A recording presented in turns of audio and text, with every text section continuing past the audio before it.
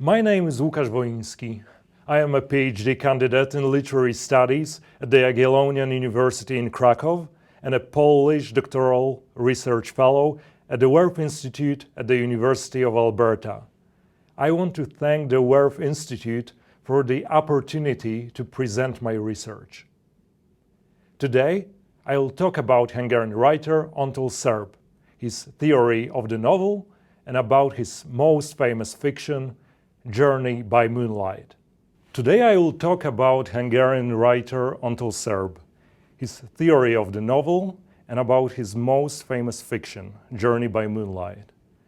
Despite the fact that Antal Szerb's fictional works are full of sensational events, most of his life would not be suitable for an adventure novel. He spent days and nights over books, he devoted himself to research and teaching, so it is not surprising that various cultural texts were his main source of inspiration. Hétköznapok és csodák, in English, The Quest for the Miraculous, published in 1945, is a book that shows how Serb's work as a literary historian and a critic affected his writing practice. The Hungarian writer presented there his original theory of the modernist novel. The theoretical part is accompanied by a panoramic overview of novel writing in interwar France, Great Britain, the United States, and Germany. It is not a strictly historical literary text. It is rather a critical synthesis with theoretical ambitions. In the analyzed works, Szerb noticed certain common features and regularities that allowed him to develop his own theory of the genre. The presented theses were then reflected in his novels. Two thinkers had the greatest impact on the statements and interpretations contained in the book, Łukasz and Károly Kerény. The first of them, primarily as the author of his debut book, Soul and Form, shaped Antal Serb's views on literature in his adolescence. Another book by Łukasz, The Theory of the Novel, became for Szerb an important source of reflection and left a particularly strong mark on his considerations contained in The Quest for the Miraculous. Antal Szerb adopted Łukacz's thought that the modern novel, like the ancient epic, expresses the idea of life as a journey in search of transcendence. And even more important inspiration for Szerb were the works of his friend Károly Kerény, who conducted research on myths. The renaissance of religious studies and research on ancient culture was closely related to the belief that myths as mental constructs do not lose their relevance in later epochs, assuming the form of various miraculous elements. Kerény was interested in the timeless experience of the world present in the myth and its implementation in a specific text.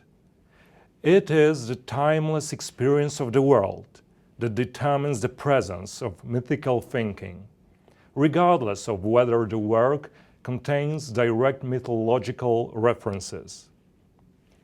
Kerény believed that the ancient novel was derived from mythology and the ancient mystery cults. For Antal Szerb, it is a proof of the religious provenance of European novel writing. This explains why the miraculous became for him the criterion for modernist prose. Szerb also pointed out that the miraculous events contained in the novels are fictional, and the effect of their credibility in reading depends only on the suggestiveness of the narrative. This distinguishes the novel from the epic, which in ancient times was based on mythology, that is, on a set of living religious beliefs. The fictitious miracle was also magical, but in Serb's theory, it was not juxtaposed or confronted with the perceived reality, but with a myth which in terms of its truthfulness had a separate status. Moreover, Antal Szerb treated the novel, both ancient and modern, as a manifestation of decadent culture.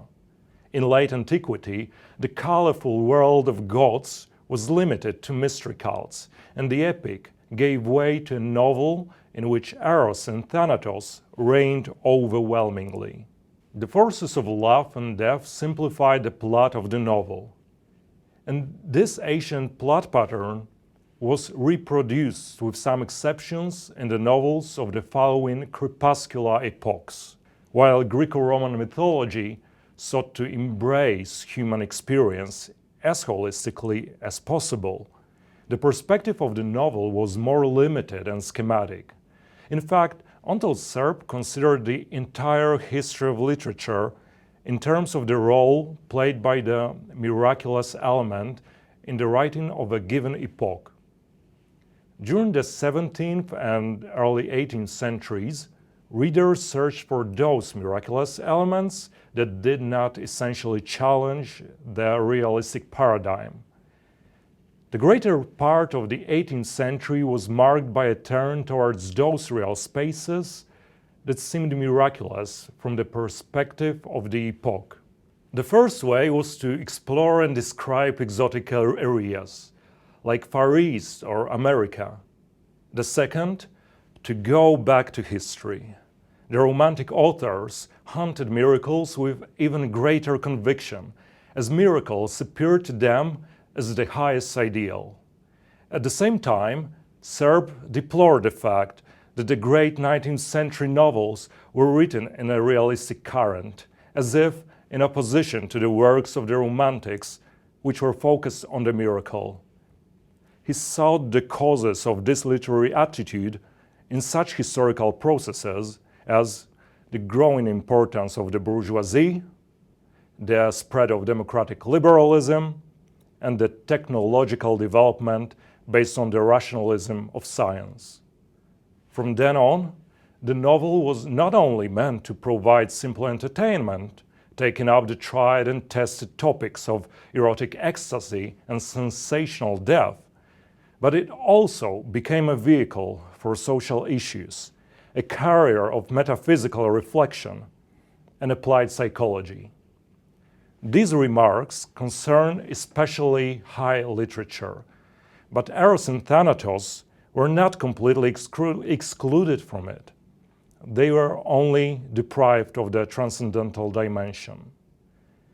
At the turn of the 19th and 20th centuries, the transitional form of the novel were to disappear, and a clear division would crystallize.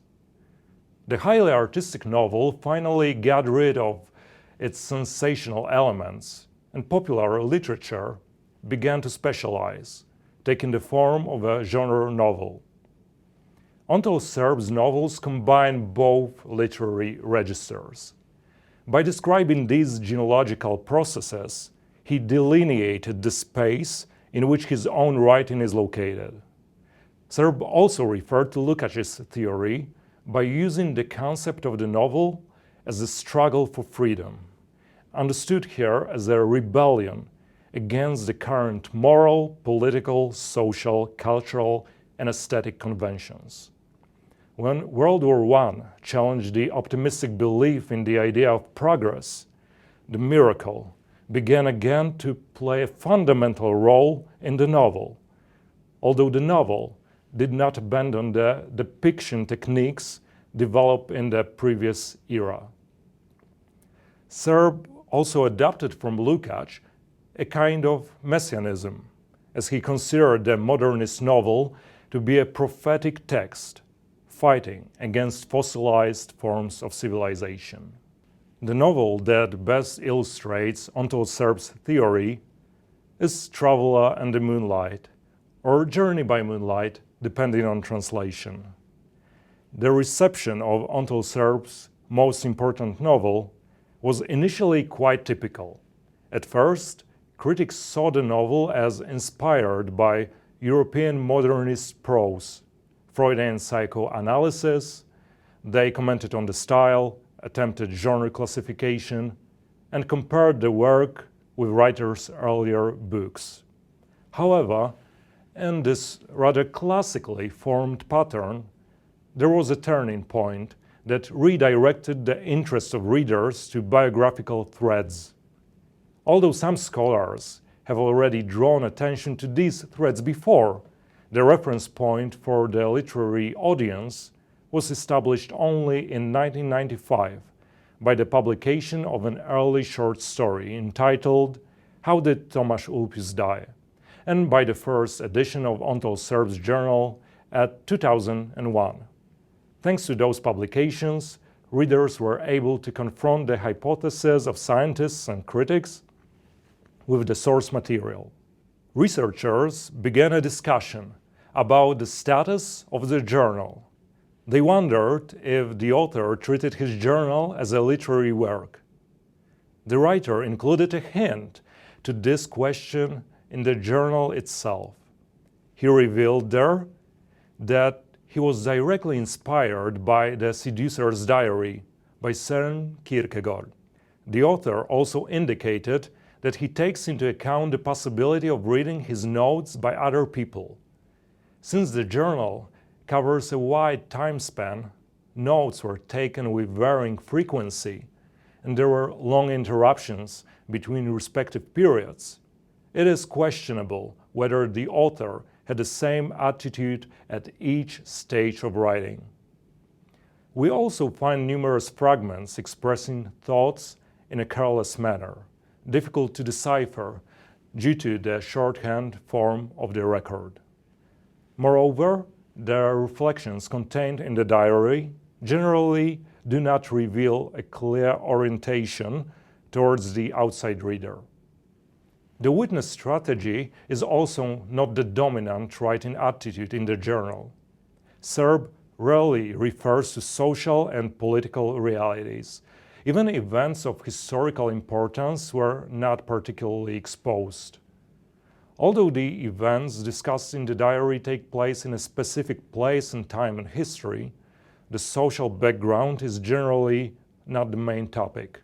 However, it creates a setting for private life. It is a determinant of interpersonal relations and a natural biographical context. Everyday situations come to the fore here, and intimate confessions obscure other narrative perspectives, what characterizes the attitude of the egotist. This fascination with the world of private experiences usually locks the narrator in a vicious circle of fixations. The thoughts put on paper reflect the internal monologue, placing the reader in the position of a passive observer, whose possible presence is ignored and, as a rule, does not affect the content and form of the journal. This changes, however, when the author ceases to restrict himself to reporting his spiritual vicissitudes and begins to analyze them, looking at himself as if from the outside, ipso facto distinguishing himself from a narcissist subject. Sincere confession will degenerate under the constant pressure of a newly emerged, suspicious gaze, which critically examines every move of hitherto cavalier self-awareness. Hence, the need for caution and distrust. This results in the necessity to play roles, among which the real self can hide, but also get lost. The discovery of alternative optics breaks the hermetic bubble of solipsism and makes the writer realize the potential presence of a completely foreign voyeur. It was aptly described by the Polish scholar Małgorzata Czermińska. Quote, "Even the most solitary act of looking at oneself in the mirror leads to the observation of two orders. One, the face with the eyes that look. The other, the face that is looked at. Going further along these lines, we find that the person writing either comes to create a second self, in which case the autobiographical record becomes a tale of a doppelganger or a double, or enters into an open dialogue, now not only with his or her other self, but also with the external reader." Unquote. In this paradoxical way, intimate writing, usually based on the authenticity of pure expression, in this case proves to be a challenge for the reader, who faces the difficult task of distinguishing truthful passages from fictional narratives. Posing is an attitude based on antinomic duality. It enables incidental exhibitionism, since the reader can't be sure whether the confession is sincere. As a result, the defiantly exposed or provocatively faked psyche of the author controls the course and principles of interaction. On the other hand, playing a role shows a fear of total exposure. It expresses a seemingly defeatist readiness to yield to the penetrating and judgmental gaze of readers. It expresses the narrator's readiness to retreat to safe positions at the price of losing his initial form. However, his cunning surrender is a kind of tactic. His expedient camouflage turns out to be mimicry, an adaptive survival technique that provides protection to a subject striving for comprehensive development. That is why the writer describes himself in his journal as a minutely stylized chameleon. Interpretative tools related to biographism were characteristic of literary research in the positivist era. The writer's life experiences opened the way to understanding his literary work, and his personal writing served as the basis and legitimization of proposed interpretations. However, the diary of Antal Szerb, deliberately assuming poses and leading the reader down the garden path, defends itself from such a simplification. By avoiding a clear division into fictional and non-fictional prose, it strengthens its borderline genre status. This does not necessarily mean that even such ambiguous examples of personal documents are useless. It is up to the researchers whether they will take up the challenge and go beyond the plot of the novel, confronting it with the problematic description of life contained in the diary. As it turns out, it is worth reaching for this interpretative surplus, because regardless of any attempts and confabulation, the key may not be the content itself, but the writing attitude, which left a clear mark not only on the narrator of the journal, but also on the construction of the characters in Traveler and the Moonlight. The short story, entitled "How Did Tomasz Ulpius Die?" was discovered by the writer's widow while organizing the manuscripts. The text was written in 1919 in a notebook with an Art Nouveau cover. Between the pages, the widow found a photo of a boy. It was Benno Tirei, Antal's schoolmate. A close relationship between them was established in 1917, and it had a homoerotic tinge. Benno became a literary prototype for the character of Tomasz Ulpius in the aforementioned short story. This prose attempt also introduced some specific motifs, which nearly 20 years later were to play a fundamental role in the composition of Traveler and the Moonlight. The author used his adolescent years as novel material. The analogy with his diary and his early works prove it clearly. The reader, however, no longer has to deal with the exalted confessions of a youngster, but with stories which are expression of a well-thought-out artistic vision of a mature writer. Therefore, finding a parallel between the biographical facts and the plot should be treated as one of the tools for tracing the sequence of thought that led to the inclusion of individual threads in the text and to assigning them specific functions. It would be a mistake, however, to simply equate the reflections of a teenager or student who wrote a journal with the way the world is understood by an emotionally and intellectually shaped erudite. Antal Szerb was convinced that the value of past experiences does not lie in the possibility of recreating them.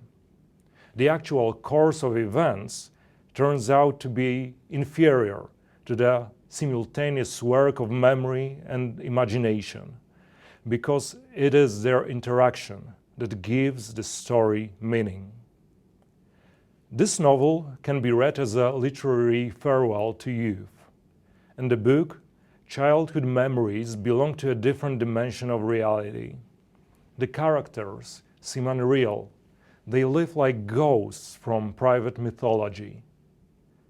We know from Antal Serb's wife that the first closer encounter between two fictional characters, Michał and Tomasz, evokes a real incident in which Antal Szerb and Benno Tirei participated.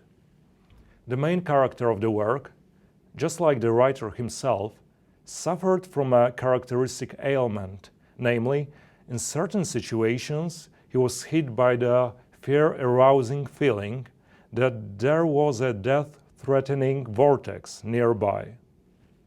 Quote, "Every so often I would have the sensation that the ground was opening beside me and I was standing on the brink of a terrifying vortex. You mustn't take the whirlpool literally. I never actually saw it. It wasn't a vision. I just knew there was a whirlpool there. At the same time, I was aware that there wasn't anything there, that I was just imagining it. But the fact is, when this whirlpool sensation got hold of me, I didn't dare to move. I couldn't speak a word, and I really believe it was the end of everything." Unquote. The disturbance was usually short-lived. However, on the castle hill, it manifested itself with paroxysmal intensity stretched over time. Unexpectedly, Tomasz Ulpis turned out to be his salvation, putting his hand on Michał's shoulder and making the chasm disappear. From then on, the boys became friends. This event turned out to be a turning point for the teenager, completely changing the trajectory of his life so far. Michał crossed the border of an alternative social reality. Through his family, Michał was entangled in a rigid, down-to-earth model of bourgeois existence. After arriving at the home of Tomasz and his sister Eva, he found himself in a world excluded from the rules he knew well. Tomasz and Eva were half-orphans. They grew up without their mother. They treated worldly possessions with the highest nonchalance, and property rights did not fit into their worldview. Quote, "Eva was not mentally ill and not a thief. Only she lacked moral awareness when it came to money. The pair of them were so cut off from the real world, from the economic and social order, they simply had no idea what were the permitted and what the forbidden ways to raise money. Money for them did not exist." Unquote. They obtained funds in various illicit ways. They needed money to attend the theater. However, they did not limit themselves to watching performances. They impersonated various characters in everyday situations, improvising stories that moved their imagination. Quote, "You have to understand that life for these two in the Ulpis house was non-stop theater, a perpetual commedia dell'arte. The slightest thing was enough to set them off on some dramatization, or rather, they acted things out as they talked." Unquote. Playing the theater in this case was not an innocent, carefree form of entertainment, but a visible manifestation of the element that governed the rules of the game, taking over the character's self and enabling the sublimation of desires pulsating in the layers of the unconscious. A teenager is faced with the task of adapting to the ruthless realities of the adult world and designating an area of creative self-realization, acceptable under the current regime of social conventions. However, maturation turns out to exceed the emotional and mental potential of the individual at this stage of development. The result is rebellion, rejection of the imposed norms, clinging to the privileges attributed to children, and deeper embedding in the magic kingdom of fantasy. This is what characterized the dreamlike Ulpi's house, where Mihai took refuge from the lurking adulthood.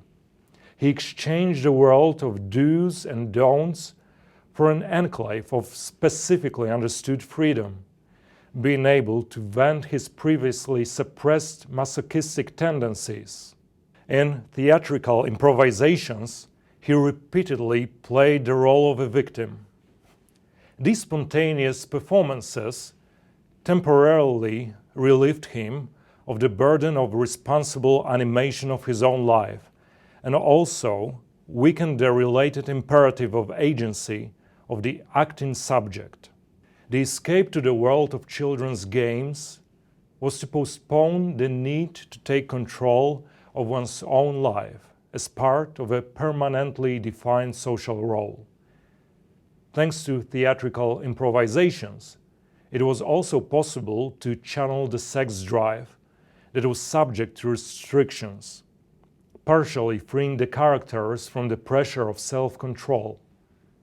It might seem that playing the theater is a safe outlet for drives, allowing for their immediate neutralization. However, the stagings turned out to be an exercise, and then a general rehearsal, before playing the role literally. The overriding goal of the performances was not to present them to the viewers, but to satisfy the needs of the actors themselves, or rather to succumb to fantasies and desires. At the end of the chosen path, there were only final solutions. The boundaries between fiction and reality have blurred, and in fact, the imagination that feeds on sexual vitality has grown into reality, leading to the annihilation of both. The characters consistently drew conclusions from the ontological design of the Ulpi's house, which in the storyline led to suicide attempts. Tomasz avoided death thanks to the intervention of Mihai. If we treat boys as devils, they would symbolize the duality of human nature. The former would represent the dark, amoral side of the self, which daringly tends towards frenetic self-annihilation, while the latter was guided by fear and avoided real threats, rather staying in the established social paradigm, even though he succumbed to the overwhelming influence of enslaving urges. Similar conclusions can be drawn from the second suicide attempt, to which Mihai was persuaded by Tomasz. Boys took a significant dose of morphine, but Mihai wanted to meet Eva for the last time. They went back home, and eventually they were rescued in the hospital. Tomasz's first suicide attempt was prevented thanks to Eva's premonition, while the second, in which Mihai also participated, was inspired by Eva. Quote, The thrill was always in the fact that we died for Eva or because of her. The fact that she had provided the poison finally convinced me that I should take it. And that's what happened." Unquote. Eventually, it was Eva who gave Tomasz the killer drug on another occasion, which this time proved to be effective. The author has additionally strengthened the mythical depiction of suicide by locating the event in Hallstatt, a city in the Salzburg Alps, as it once was the center of Celtic culture. Antal Serb's notions of these peoples were largely shaped by Matthew Arnold's books, especially on the study of Celtic literature, in which we read that the Celt is always ready to react against the despotism of fact. In Journey by Moonlight, this statement directly defines the atmosphere and the fuzzy rules in the Ulpius house. Quote, "Later, I read in a famous English essay that the chief characteristic of the Celts was rebellion against the tyranny of facts. Well, in this respect, the two of them were true Celts. In fact, as I recall, both Tomasz and I were crazy about the Celts, the world of Parsifal and the Holy Grail. Probably the reason why I felt so ashamed of myself, so much an outsider in my parents' house, because there facts were supreme. At the Ulpius house, I was at home." Unquote. The reference to the distant, reading-mediated tradition is the seed and skeleton of thinking that defined the further fate of the protagonist and became one of the basic interpretative keys of the novel. The young Serb shared his fascination for the Celts with a group of friends. The Celtic spirit of contestation gained a broader following in the novel as well, as two extraordinary teenagers, Erwin and Janusz Sepetneki, joined Michaj and the Ulpius siblings. The revolt of the first young man manifested itself in quite a paradoxical way. A typical expression of youth's objection to the existing reality is the violation of generally applicable norms and rejection of the imposed canon of behavior principles. Erwin, who was a converted Jew, denied these default norms by breaking with his former identity. Thus, his conversion to Catholicism, in his case, was not a manifestation of conformism, but a private rebellion and a sublime act of self-determination of a pride subject.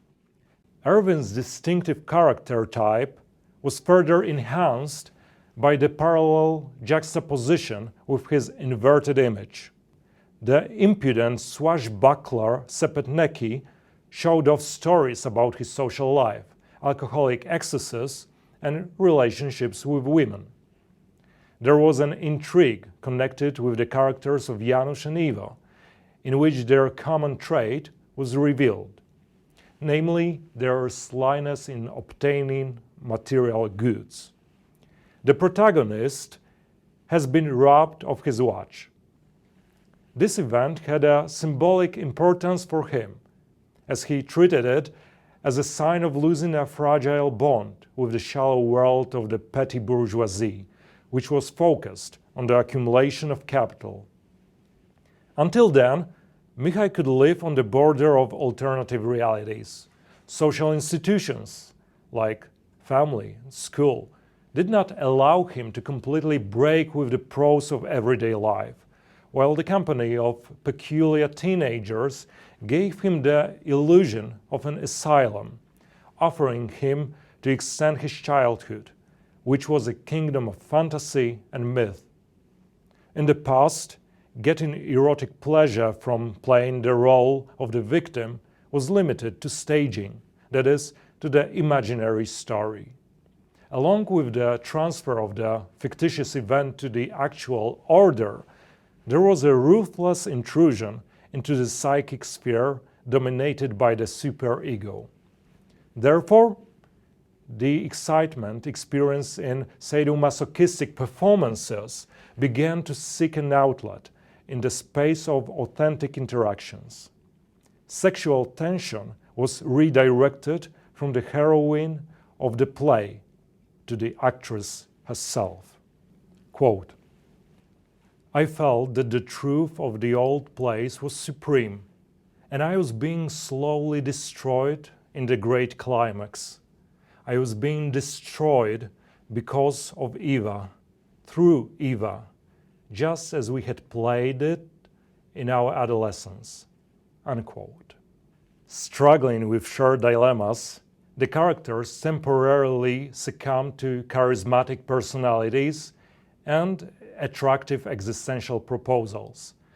In fact, throughout their youth, one or two people took mental control over the others. Only Mihai has never managed to achieve hegemonic status. His impressionability can be explained by the fact that the behavior of Mihai's friends corresponded to his own inclinations, preferences, and passions, each time stimulating in him a different, previously suppressed or hidden area of his psyche. Thanks to the Ulpius siblings, he ventured to explore his sexuality, temporarily freeing himself from the dictates of bourgeois morality. The carnal dimension of intimacy was on a collision trajectory with the assimilated religious beliefs. The cognitive dissonance caused discomfort that could be reduced by imitating Erwin's firm, unbending conduct.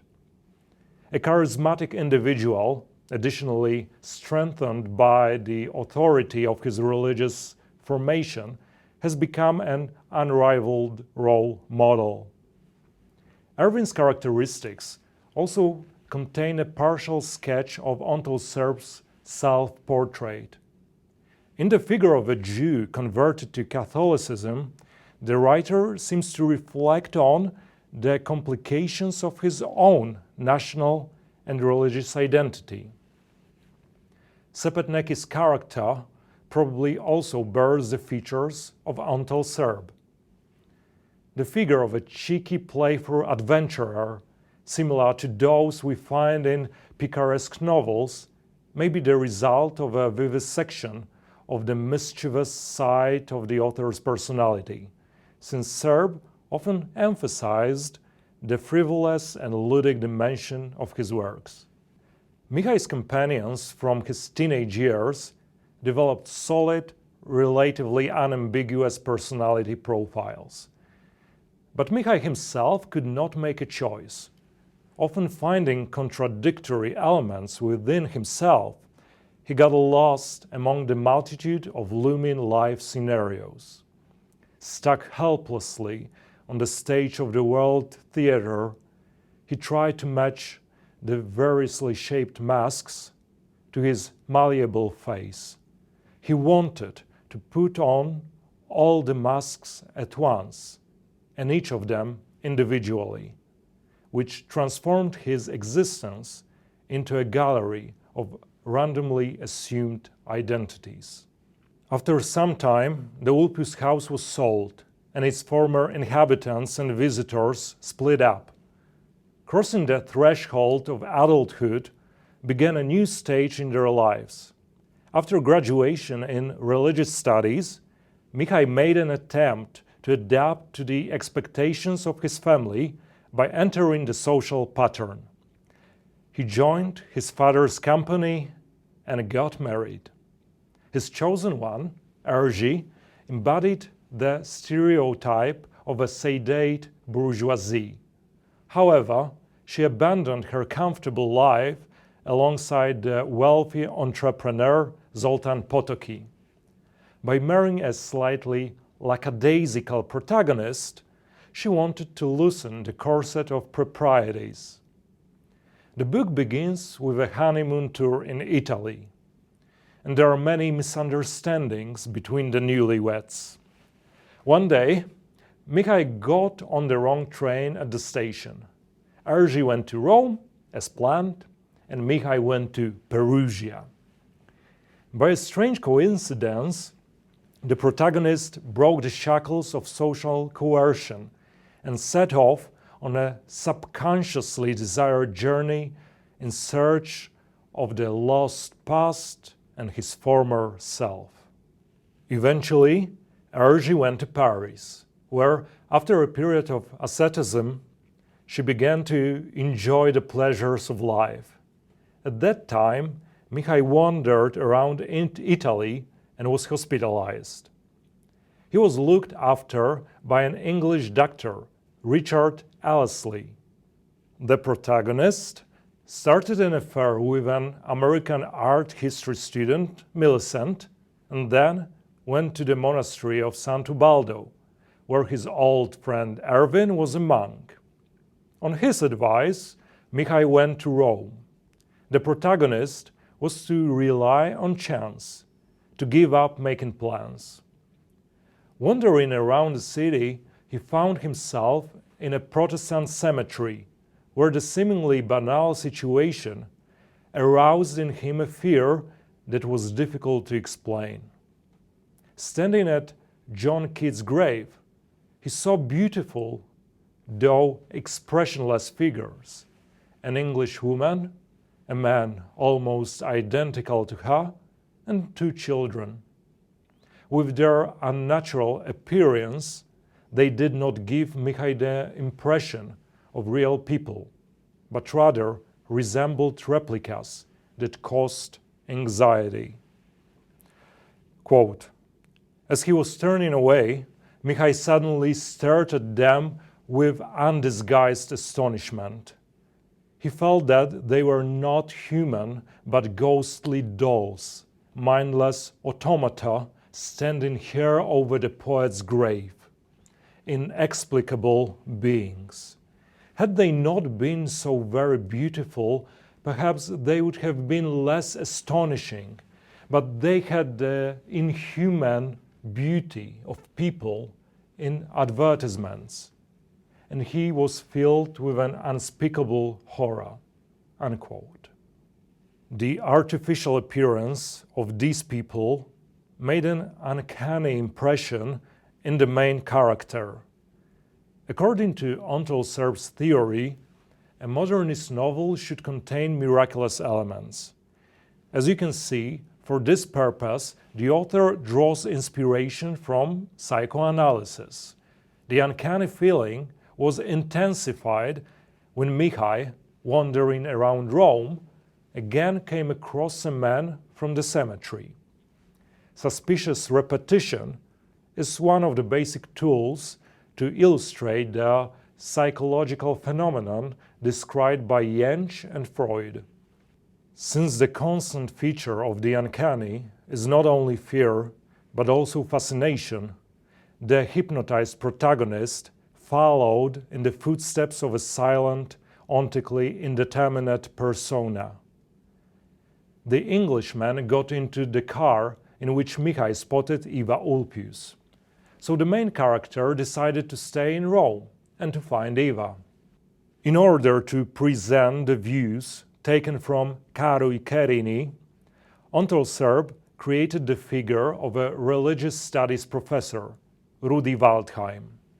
The protagonist went with the scholar to the Museum of Etruscan Art, where the professor shared his thoughts with Mihai. The relationship between Eros and Thanatos had long been of paramount importance to Mihai. Relating the ancient vision of humanity and the world to his own thoughts and experiences, the main character found the basis of civilization and a discursive explanation of his own needs, behaviors, and interpersonal relations. Waldheim's ekphrasis vividly corresponded with the remembered and imaginatively transformed image of Eva. Like the allegorically depicted female figures in Etruscan art, Eva was the mistress of love and death. Quote, A man always yearns after woman, according to our friends the Etruscans. So death, dying, must be a woman. For a man, it was a woman, but for a woman, an importunate male satyr." Unquote. This longing, however, was not understood as a hope for a relief from the hardships of earthly life. Destructive suffering led the Etruscans to the maximum intensification of sensations and ecstatic pleasure. Quote, "I'm not talking about the death wish of the weary and the sick, or potential suicides, but about people in the fullness of their life. People who, in fact, because their lives are so fulfilled, yearn for death as for the greatest ecstasy, as in the common phrase, mortal passion." Unquote. The scholar's disquisitions made a great impression on Michał because they corresponded with Tomasz's thoughts and his attitude towards life. The most important parallel was the fascination with death. Waldheim explained this fascination by analyzing the topos of the Isles of the Dead, known from Celtic, Greek, and Germanic beliefs, later adapted to the Christian tradition under the name of the Fortunate Isles or Isles of the Blessed. This pagan desire has been restrained by belief in the afterlife and by the promise of salvation, while the atavistic death drive has been tabooed. However, it returns in decadent periods and covers wide social circles. Eventually, Michał managed to meet Eva, who promised to help him commit suicide. This did not happen, however, because Eva went to India and Michał got drunk at a party with Italian proletarians. The state of intoxication additionally increased the mental disorder of the main character. When he awoke in the middle of the night, he suffered from hallucinations. The next day, Michał's father came to Rome and took him back to Budapest. Michał decided to return to his bourgeois existence. He succumbed to the despotism of facts, but the spark of hope did not die out. Quote, "He would have to remain with the living. He too would live, like rats among the ruins, but nonetheless alive. And while there is life, there is always the chance that something might happen." Unquote. The protagonist's journey seemed to be a turning point in his adult existence, although in the end it turned out to be only an episode. The course and logic of events may indicate that Michał, who wished to return to his childhood, finally recognized the illusory nature of his expedition and capitulated to the inevitability of fate. Michał had to yield to the despotism of facts. However, the ending sentences of the novel show that this is not a total surrender, but an adaptation. During the seemingly futile wandering, the protagonist transformed into a mature individual, aware of his own complexity, accepting internal differentiation, and allowing the components of his self to coexist in an orderly manner. Michał's adolescent friends bear his characteristics. Seeking them out as an adult, he faces an alternative course of his own life. At different stages of existence, various volcanoes of potentiality become active. From the genetic code of the universe, carried by a single human being, a different, previously dimmed quality is revealed each time. The constellation, imitating the order of the universe, emerges from the multiplicity that forms the self, and it confronts a man with the cosmic perspective. This is the essence of the journey by moonlight. I want to thank you very much for listening. If you have any questions, feel free to email us at werf.institute@ualberta.ca. I'd be happy to respond to your questions and comments. Thank you.